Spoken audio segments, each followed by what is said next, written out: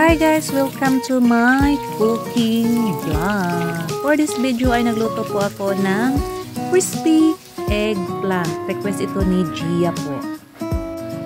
Una ay balatan natin yung eggplant or talong guys. Balatan nyo lahat guys hanggang sa matapos kayong magbalat.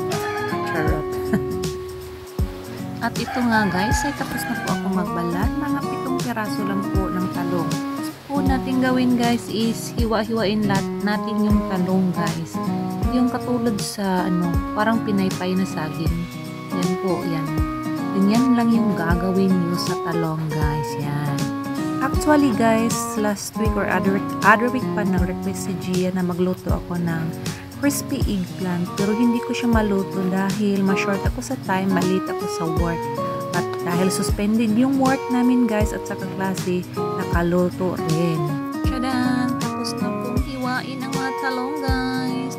Siyempre, huwag kalimutan ang asin. Pangpalasa po yan guys. Siyempre, atin i-mix yung asin sa talong. At maglagay tayo ng pangpalasa, magic sarap. Siyempre, huwag kalimutan yung paminta guys. Dahil isa rin po itong pangdagdag ng pangpasarap sa ating niluluto guys. Is 2 pieces of eggs, scramble mo lang, lagyan ng asin at saka magic sarap, ina at saka cornstarch at syempre yung breadcrumbs na pangpa-crispy po sa eggplant. Lagay ang talong sa harina at saka cornstarch guys. Next ay sausaw sa ating egg guys. Yan, ganyan lang guys. Hanggang sa mabalot siya ng egg lahat. Yan.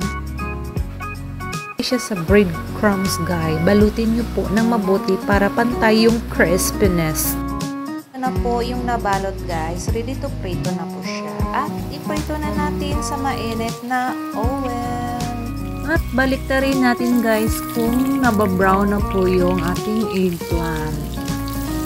Kaya lang po dapat ang apoy guys dahil madaling masunog yung breadcrumbs. Siyempre para pantay po yung luto. Tadang! Luto na po to guys. Ready to eat na po ito. Enjoy cooking and eating. Siguradong magugustuhan ito ng mga kids guys. Kaya luto na. Nagmix lang po ako ng mayonnaise at sa ketchup para sausawa ng ating crispy eggplant.